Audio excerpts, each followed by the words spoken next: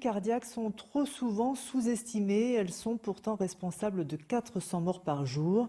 Une journée de prévention était organisée ce samedi à Marseille pour rappeler que ces décès ne sont pas une fatalité. Beaucoup pourraient être évités. On voit comment avec Frédéric Renard et Nicolas Carme. Centre de vie, symbole des émotions, la santé du cœur est trop souvent négligée. C'est la première cause de mortalité chez la femme, la deuxième chez l'homme. Une maladie qui ne demande pas grand-chose pour être évitée. Et sur les stands, parmi les visiteurs, chacun a sa recette. Moi, je marche beaucoup, je marche tous les jours, environ 5-6 km. Je fais un peu de jardinage. Là, il va faire beau, je vais retourner faire de la natation. On essaye d'avoir une hygiène de vie correcte, de bien manger, de manger des aliments sains qui viennent pas forcément de la grande industrie, enfin voilà. Et puis on fait du sport. Au Club Cœur Santé Marseille, on informe depuis des années sur les risques des maladies cardiovasculaires.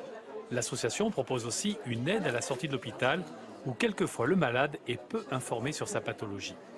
Le malade cardiaque, il est un peu perdu. Quand ça arrive, souvent ça arrive brutalement.